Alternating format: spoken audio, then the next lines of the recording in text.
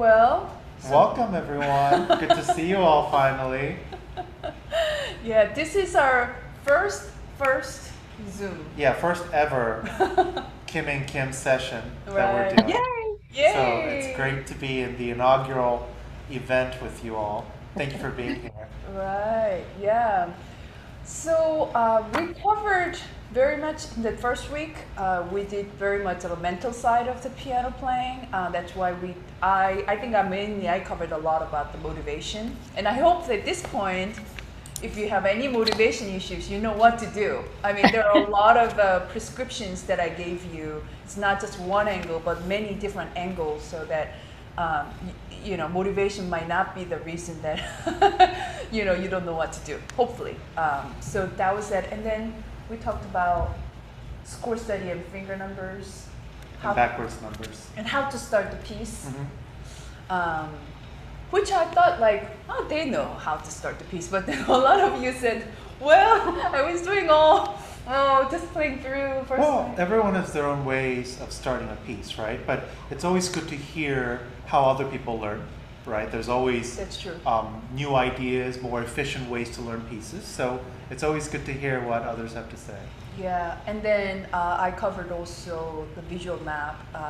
Sometimes we find it as it feels like very much an extra step, but I think it's really beneficial to go through at least once in your life with the one piece. And if you especially have a big performance or audition or coming up, that this tool becomes really handy. Maybe not every repertoire that you play, but yeah. So let's get started. Go around. Yeah, let's do introductions for everyone Yeah. since this is our first gathering. Let's just go around the room and what were we going to share? Our names, Name. where we're from, and One takeaway. one thing that you learned from this past week from our program, and what are your challenges as a pianist? What are some of the things that you want to improve on? Yeah. So 4 things. 4 things, and then after that, actually call out a next person to do. So it's instead of us to go around. You choose the next person. You choose the next person. Yeah. So that'll be fun. Yeah, and then after we do our introductions, we're going to have 30 minutes. This is already for 30 minutes. Okay, so we're going to open up to just group questions because I'm sure you all have questions and might have things that you want clarification on, and what you're curious about might be something that someone else might be curious about or need clarification on. So we're going to open it up to questions, and then after that, we're going to go into 45 minutes of practice session, and Ji-yoon and I will be assigning you to your own private Zoom room, and we're going to be going in and out, and we'll see all of you about 9 minutes or so individually. So think about what you might want to ask in our private room versus in the group room. So, but at the same time, you might not know we are watching you. yeah, we're not going to tell you when we're coming in. We're just going to come in the middle of your practicing. Right. So you're going to be practicing for 45 minutes, and we're just going to come in at some moment and call on you and be like, okay, what would you like us to clarify or need help on? Right, and because we have like 9 minutes or so per person, I think sometimes we might choose to stay in your room, but maybe we break it, like see what you're doing, okay, keep practicing, I'll be back, that kind of thing. So, I think the idea is you practicing when someone else is watching you, which is a total different kind of awareness of practice. So, okay, let's get started. Maybe Don, can you get started? Yes, can you hear me? Yeah. Yes. Perfect. Hi, everyone. I'm Don DeLees. I am calling in from San Diego. One of the big takeaways that I've had sounds simple, but it really wasn't. It's really, I love the practice journal, and actually writing down ahead of time what I'm going to do has been pretty impactful. Like, I feel like I always go into practicing with a goal, but the fact that you write it down and then go back and see if you accomplish that goal and break up the time. I even tried to say I can do 30 minutes here, 30 minutes here, just really helped structure my practice even more. So that was really, really helpful and pretty impactful.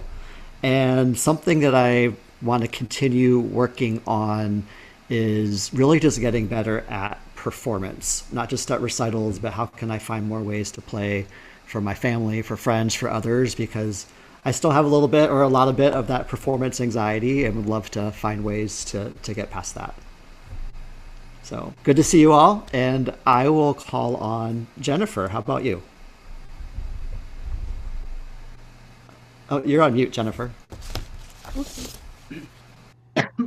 Sorry about that. I actually have like two computers going on, so there's another one that I will use for the performance because that's a slightly newer. I am Jennifer, and I'm tuning from Houston, Texas.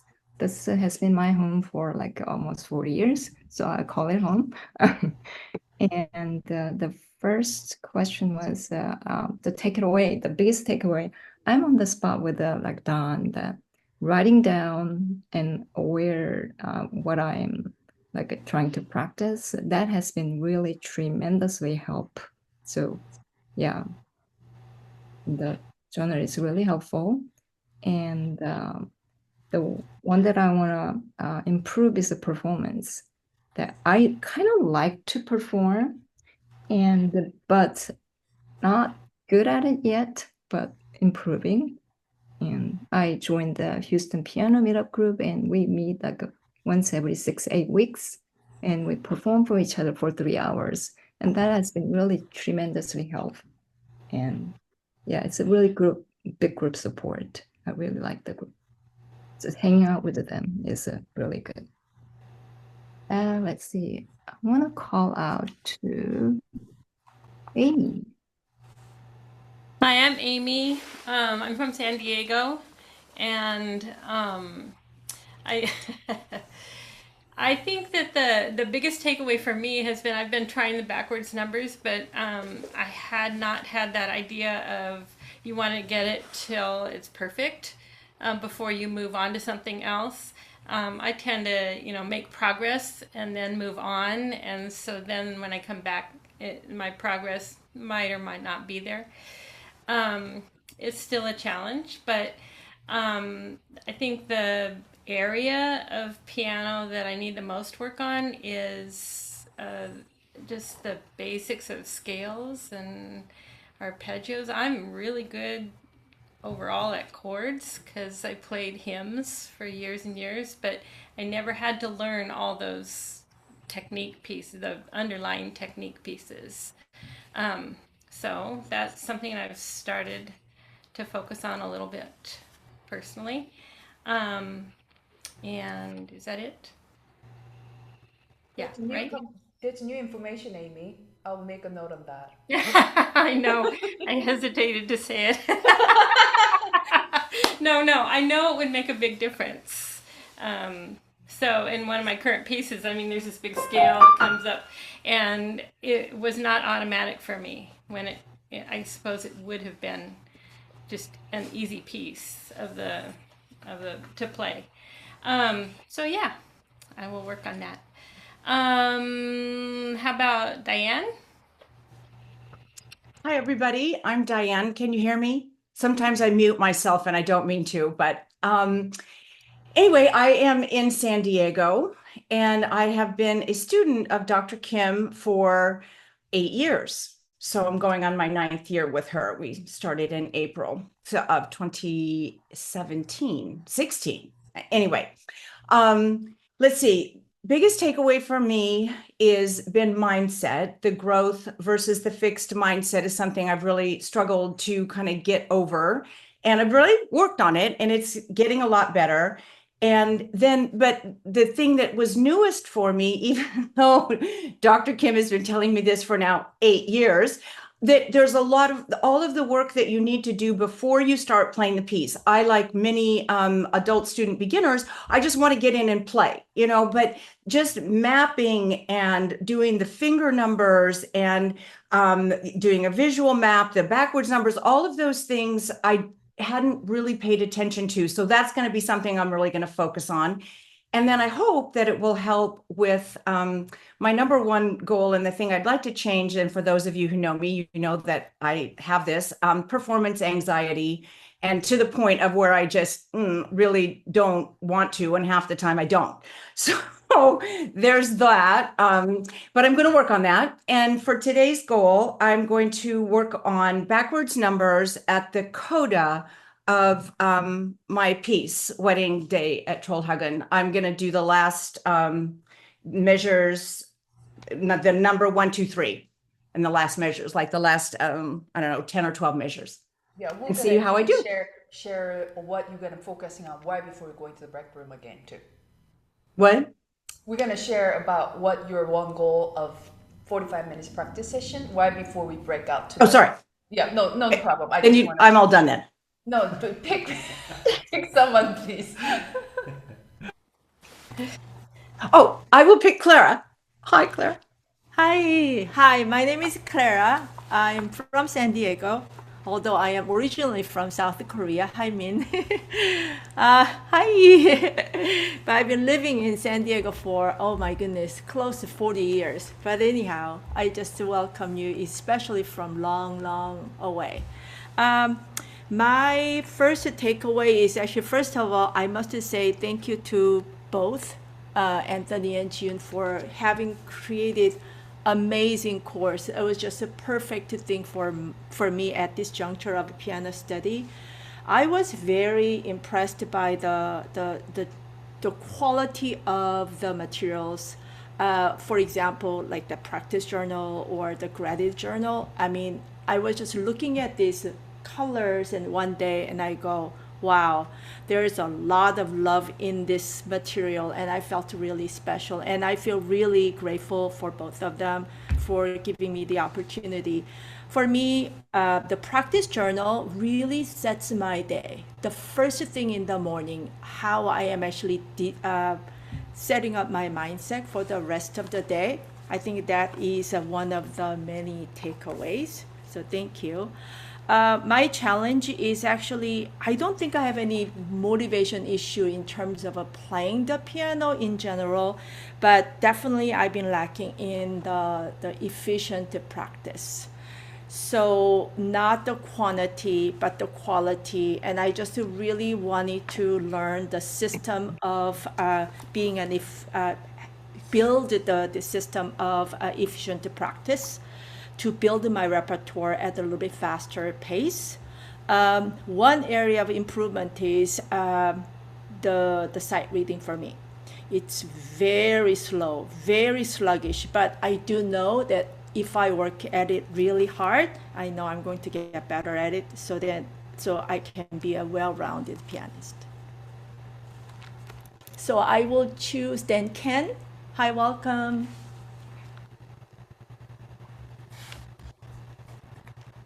Hi, folks. Can you hear me? Yes. Yes.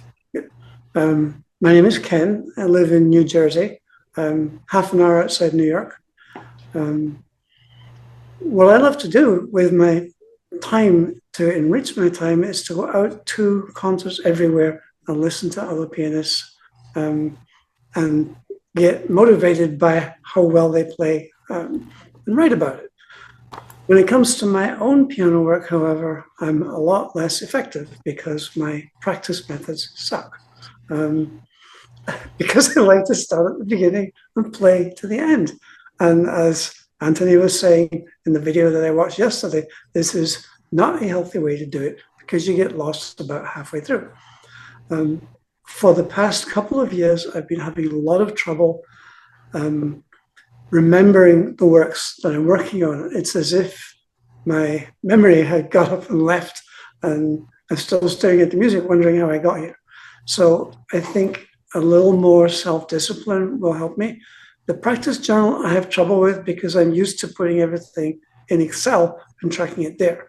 But I think I can adapt the technique so that I can use a familiar tool.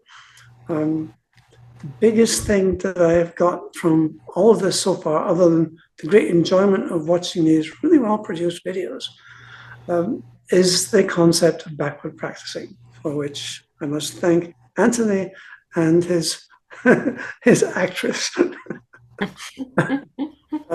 So when it comes to today's goal, I don't really know how to apply that to what I have, because I have a 4-section simple piece to work on, of which I have learned the first section, starting at the beginning. but now it's section 2, and it's only 1 page long, section 2, but it's basically a piece of Scarlatti that's got like 4 variations, if you like. And trying to do the second, third, fourth, I have trouble with them all. I don't know why. I just can't seem to remember which fingers to put where while I'm sight reading it. So I don't know how to approach this except by the old thud and blunder method, and I'm all ears to learn more about that. What else was I asked to talk about? Is that it? That was Oh. it. That was it. Okay. Yeah. Now you choose the next person. Let me look for Frank. Hi, I'm Frank, and I'm in San Diego. And my biggest challenge was trying to get this mic to work, and it never did. I've been working on that for a good hour this morning, and it has volume on high, high, high. I hear every breeze, everything that happens outside, every touch. And I've turned down all the volumes and it doesn't help. I've got like 4 places with volumes, turn them all the way down. Didn't do a thing. Anyway, I have another mic, so we're good. Anyway, I think my biggest takeaway has been writing down what I'm going to do too. I've done it before and then I let it go and I don't do it. But it's really helpful to kind of have a map of where I'm going. And so I would say that's the biggest thing. And with the course, it feels like after every day, there's so much material in there that we could spend 2 weeks just working on that day's material and thinking about it. So, there is that. And by the way, this idea of learning 2 measures in 10 minutes, no. It's more like 2 weeks. Anyway, I think where I'd like to improve always memory, and I've done a couple different things on memory that have helped immensely. And so I can continue on those things, but that's what makes me always the most nervous about playing is memory. And the other thing I can improve on is relaxing. I tend to get stiff at the piano, and I know that tone doesn't work that way. Hi, can you hear me? Great. I feel like the last kid on the school ground to get picked for the sports game. My name is Rich Griffith. I live in Hawaii, but I also spent a lot of time in California, which is where I am now. I am not in San Diego. I'm in the Carmel area on the Central Coast, near where Jayun just recently celebrated her birthday, I think, in Big Sur, just a little bit farther up the coast. This week has been great. I'll start there. I think I had pretty good practice skills prior to this week, but they've improved greatly, or they're steered in a better direction, I think. I have taken 4 Trinity College exams in the last 3 years, so preparing the repertoire for those has taken a lot of pretty patient and persistent practice rather than just bouncing from one piece to another and never learning one piece well. But the one takeaway this week is I can still be more patient and more methodical in my practice. For example, I am going to spend more time with the backwards learning. I'm intrigued with that. I've tinkered with it a little bit, but just for 10 or 15 minutes one day. I was pretty good with writing and fingering early on in a piece, but I can be a lot more diligent with that, and particularly making sure that I never deviate from the fingering that I start with unless I find something that's better and then never deviate from that.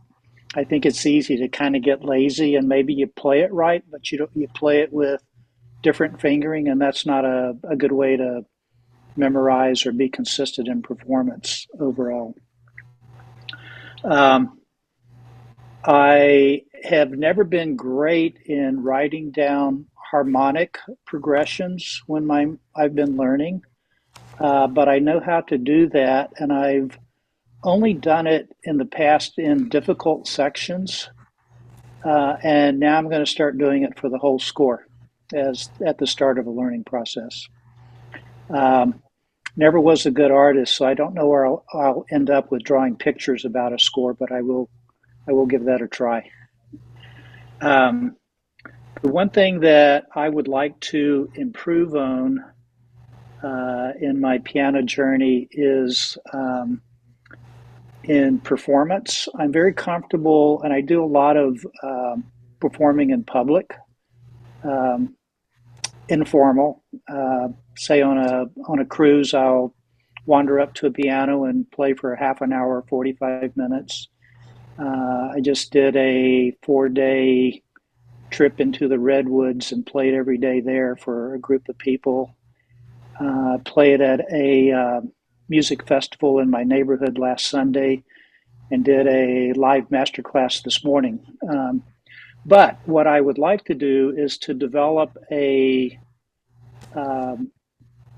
broader repertoire set and one that I can play from memory and one that's more interesting. So what I mean by that is maybe have a set of 10 or 12 pieces that I have memorized that I could sit down at any point in time and play 3 classical pieces, maybe a piece or 2 by Scott Joplin, some jazz ballads that are juicy to listen to, and maybe some blues that are fun to listen to. So that's where I'd like to take my journey.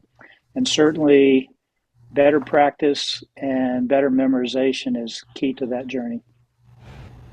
Great. Thank you for sharing. Let's go back to Min, if that's a setup. Oh, which one here? Oh no! Oh no! It's in the computer setting. Sometimes it's on the output. Output. Input. Yeah. In this case, it's an input that you have to designate it to the whatever that you want it to be using for the microphone. Whenever you can figure it out, just don't mute yourself, and if we can hear you, then that would be great. So keep figuring out. So before we go into our breakout rooms, I thought it would be a good idea first to open up to questions in front of the whole class. Yeah. If you feel comfortable asking your questions about the materials that we've covered so far. Yeah, you can raise your hand. Yeah, you can just click on raise your hand at the bottom. Or the physical hand works too. And then we'll call on you. Yeah. Does anyone have any questions about what we've covered so far in the first week? Any question? I thought actually Jennifer wrote 3 questions that I don't know I would be able to get all 3, but that she said, how do you know my harmonic analysis is correct? And my first thought is it doesn't have to be correct. But what I mean by that is that the act of doing it, the act of you trying to figure out, even if it's not actually can be all along wrong, it's okay, because as long as you named it, that let's say E flat diminished chord, but it was actually E flat minor, but it's okay. I mean, because as you go through it, you will make a lot of mistake on the harmonic analysis, and I did that too. But then later, like, oh my gosh, that was diminished. Why did I put it minor? Did it really matter in the big picture? No, this is not a test. It's not you're getting a mid-theory degree. So I always find that you searching for the answer matters more, and you write it down, whatever that symbol means, and that answers to the third question of information or harmonic analysis abbreviations that you can use Roman numeral or the jazz style, actually what G flat. But what I always advise is if that's dominant, which is 5, it's very important that that is 5 rather than, let's say, G major, it's a 5 of C major, right? So G major may not mean it's significant, but if you put it as a dominant, 5 on the Roman numeral has more meaning to me because that has a strong tool. So I mix match it all the time. Sometimes Roman numeral doesn't mean much at some point, especially for the memory. Then I use this alphabet, like jazz. Again, no right answer. Yeah, and I should also add that it really adds to your memory, Jennifer, when you try to input harmonic analysis. Even if it's not 100% correct, chances are you're going to get a lot of it right. And so just the act of looking at the music in layers, because when you look at harmonic analysis, you have to look at it like we look at lasagna, for example, right? You have to look at all the layers. And looking at it individually forces you to look deeper into your music, and it'll just add another layer to your memory, if that makes sense. So chances are you're probably correct most of the time, even if it's not perfect every time. It will add to your understanding of the piece. And I also have to add that the students that were really good at theory, music theory, worry more if that is correct or not. So chances are you're more correct on your harmonic analysis. And I should also mention that as someone who went to music school and been in music theory classes with piano majors, about half of us are not good at music theory, and even when we study it, we still get them wrong. So it's normal to feel a little bit overwhelmed by the Roman numerals and things of that nature. Yeah, and then the 2 books that I recommend that I use with my students is I will put it on the community board too. It is a Julie Johnson music theory book with a Keith Schnell fundamental. And we often, for the adult students, I start about level 6 or level 7. Level 1 is too beginner. I think levels 5 or 6 you start. We use both books because it's reinforce certain concepts. And you know, music theory is something like a language. You learn something and you forget, and you learn again. It's like history too. You learn something and I forget again. You forget again, but you input again. So at some point, some important concept will stay, and the act of repetition that really helps. So don't really be so hard on yourself that you don't remember what was the Napoleon or what a secondary dominant, or especially for advanced theory concepts that can be forgotten easily. Yeah. Is there any other questions you might have? If not, yes, Ken?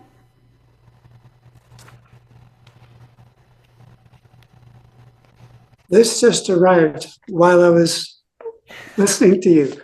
What is it? Well, that is, so the course package, well, I couldn't send it all the way to Korea for Min, but you can download it at this point. It's the daily action tracker for the week 2 and 3 and some of the materials. So, I mean, I went ahead to send it out, although I'm sure you can find a way to print it out. I just thought that I really want to make sure you to stay in the track for these courses, and it seems like everyone is kind of following along well, so I'm really glad. Okay, so what to expect for the 45 minutes session? That is your one goal. I'm sure you could get to 2 goals eventually if you feel like you can move on. But initially, it's like a practice journal that we practice. Start with the one goal and try to stick with it and be patient with that goal. And since we don't have time, we are gonna just jump into the practice room, breakout rooms, and we're gonna just whenever Anthony or I show up in your room, we might ask, what are you working on? Or we're like, okay, what are you doing? I don't know. We're not going to do that. But, you know, that's a chance for you to ask questions, or we might just observe. That's also value in that too. So yeah, and, you know, it's not exactly a piano lesson per se. This is sort of a coaching session to clarify your practice habits and the materials that we've covered this past week. So we would like to open it up to any questions you have, but it would be great if we could try to focus on the questions in regards to the materials that we have covered. I know that this first week we've mostly covered the mental side of piano playing, but this upcoming week, the entire week is different practice methods. Yeah. So there will be quite a bit this upcoming week in Yeah. just terms of learning new methods. Yeah. So be prepared for that. So when I open these practice rooms for you, unmute yourself before you get in there because we need to hear you. We might get in your rooms muted so you don't know we're there. But Anthony's gonna go to his own studio. Yeah, go ahead. And 45 minutes? 45 minutes. After 45 minutes, it will be immediately, let me see, you will be kicked out. So don't worry, you will be kicked out after 45 minutes, okay? So, okay, do you see it? Now you go into your room.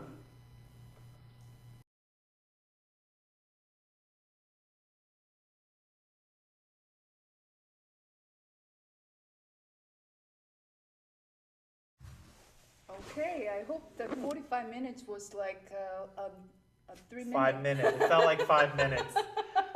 I know, I was in a hurry to go in one room and the other. I always like to sneak up people. By the way, Min, does your microphone work now? Can you hear me? Yes! Yay! Let's do a brief introduction before we Okay. talk about what happened in the room. All right. So tell us Okay. your name, where you're from, your musical challenges, and one takeaway from the program so far. Yes. Hi, I'm Min. I'm from Korea, South Korea, and it's for me it's first time to meet you guys like all over the place in the world, and it's so nice to meet you. And What time is it over there? It's That's it me. started at 6 a.m. actually, so I was half asleep. Now I'm awake, and as I was telling to Dr. Kim, I was aware of writing music journal, a practice journal, and as I was looking at the curriculums, she was talking about broad topics in this camp, and I was very interested. And what I'm aiming for my profession field is when I perform on stage, I get to really conscious of what I'm doing. So I hope I just want to focus on music. So that's what I'm aiming for, and that's what I'm working on it. Yeah, that's about it. Okay, Thank you. so let's go around brief like reflection, like a really short reflection of this practice session, particular practice session, before we go on. And yeah, either that or how you want to apply this upcoming week, your practice session That's as well. true. Yeah, one or the other. Yeah. Let's start with Diane. Okay. So that felt like about 5 minutes, and it was 45 minutes. So yay. And I got to write it down in my journal. Yay.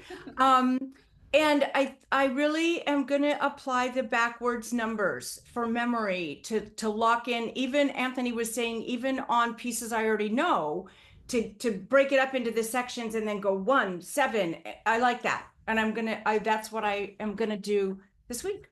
Okay, great. Don? Yeah, so I talked earlier about how great it was to write down your goal, but this was even more exact because my goal was one measure. And I feel like I really accomplished a lot with that one measure. It was one of my problem measures. And before I would have said, practice this whole number. And I probably would have still only practiced that one measure like 10 times. When instead, I probably spent 80% of the time doing that one measure. And it really helped me focus and work out a big problem. So that was really helpful. Great. Ken? I'm in the same place as Don. I sat there and I worked on that one measure, the last measure by Scarlatti. I can now play it with my eyes closed without looking at the keyboard. And I started on the second measure. And thank you, Anthony. This works. Oh, great. Reach?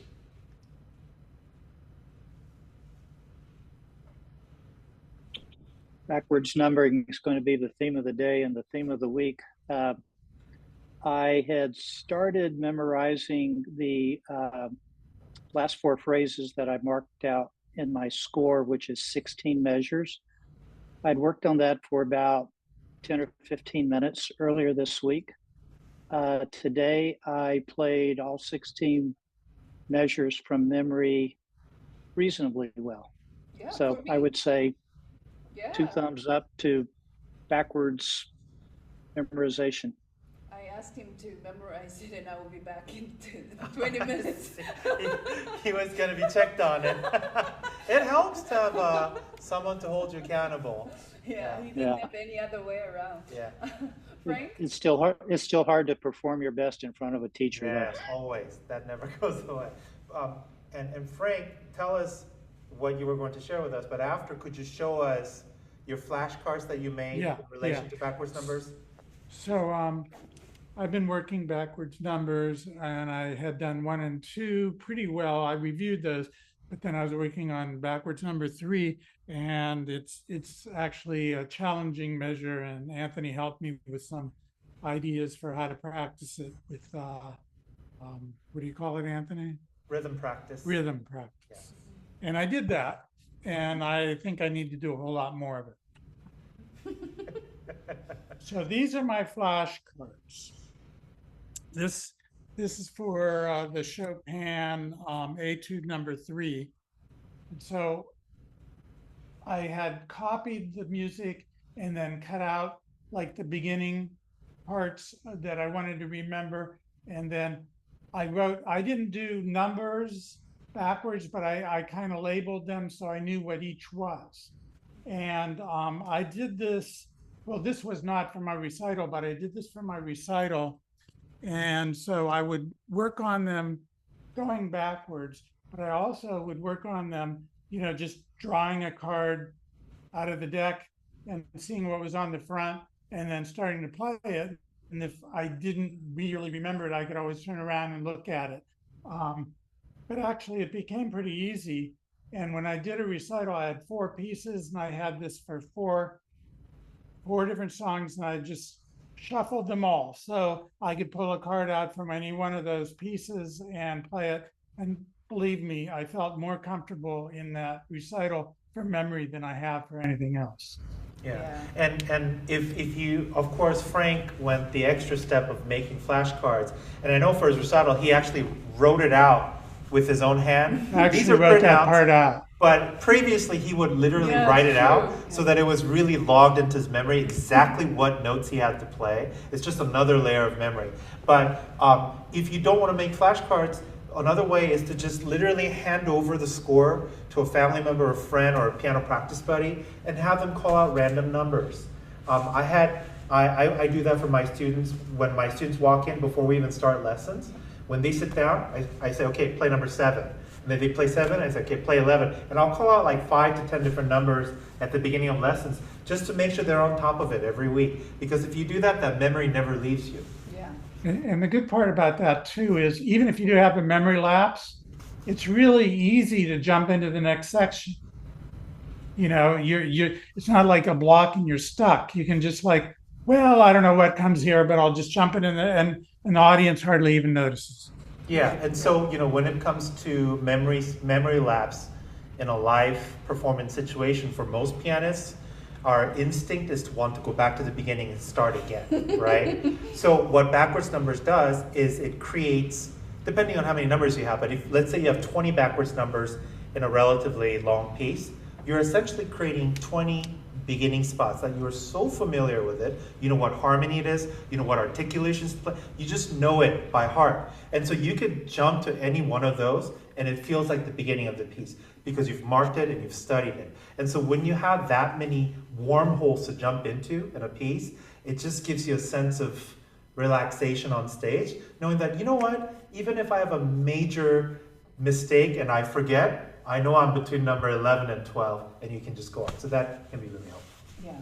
All right, Jennifer? For sharing that, the tip.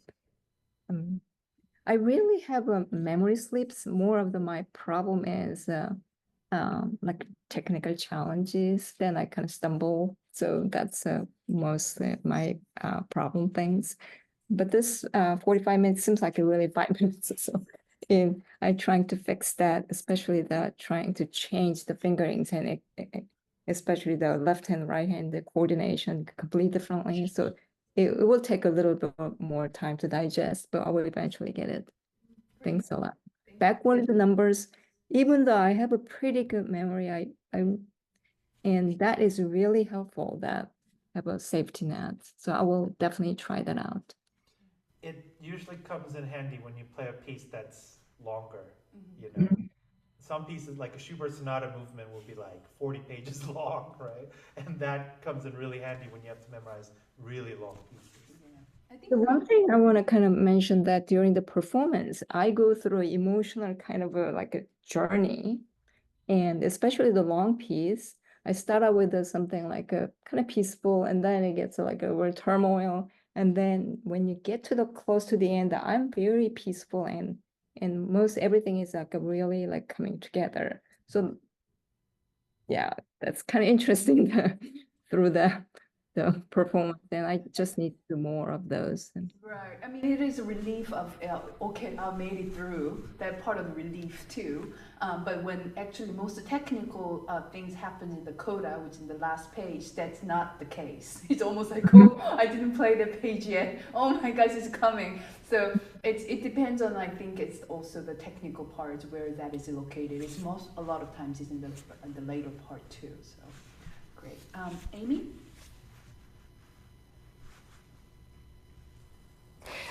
Yeah, I was working on a section that I've been struggling to memorize and working at memorizing and hitting the notes. But Anthony was talking about stopping and covering, which is a technique that I knew about for really big jumps on the keyboard, but I never put it together to do little ones. So that's going to be really helpful. That lesson is coming up this week where you visualize, cover, double check, and play.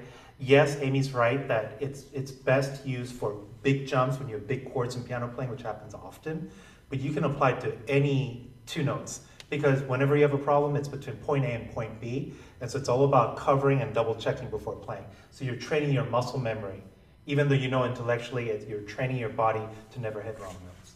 Yeah. I know Clara has to perform in like 15 minutes. She's sitting in the car in the green room or something, right? Clara, you're muted. Muted. You're still muted.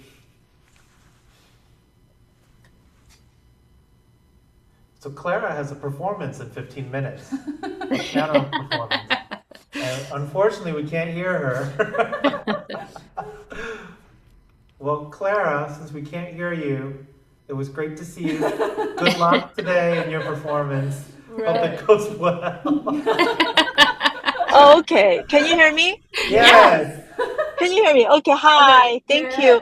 So for me, yeah, I'm actually sitting right in the car in front of the hall right now. But I think what was helpful for me was to get to see June actually show me actually how the fingering can work, because I have a small hand and like the finger span is just almost impossible, but we actually solved the problem. So I feel really happy that it's doable. Yeah, so I will just focus on practicing that part. So there's no challenging part in my piece. So I'm really encouraged. Thank you. Yeah, I told her that, if it's too much, you don't have to come to the live session. And she said, no, I will be there. So she is here. So good luck. Take a deep breath and then you play beautifully. Thank you. So the next week, we have all about materials, piano practice methods at the piano. The first week, we had a more mental side of it, like mental side of the practicing and motivation and all that. I think this week is a lot required for you to actively apply to your pieces. So I think I would say the second week is the most meaty. Yeah, we've covered mostly sort of the psychological, mental side of piano practicing so far, but this upcoming week will be different methods actually on the piano. Yeah. So, and it's a lot, you know, I think it was Frank that said it earlier. It's a lot of material, to be honest. We're basically teaching what would take, Yeah. I don't know, at least a year's worth, if not 2 years worth of lessons. But it's a lot of different methods, and it's a lot, but good thing is that you can always come back and watch the videos weeks and months later, and you'll remember what we talked about. So keep coming back, and sometimes even if you watch the same video twice, months apart, you'll learn something new. Did we ask everybody already? Did we forget anyone? Anybody raise your hand if we missed you? No, we're good? All right. Another thing is the week 3, it will be the parts, the performance anxiety aspect of it. So I know some of people mentioned that as something that they want to improve. So that is coming up in the week 3. Although that itself can be 3 week can be self. Maybe I should hold something like that in the future, just to focusing on really honing into the performance anxiety. But there's at least some summary of it. We'll cover it in the week 3. All right. Okay, well, we're gonna make a group shot, so to look at the camera and smile. 3, 2, 1.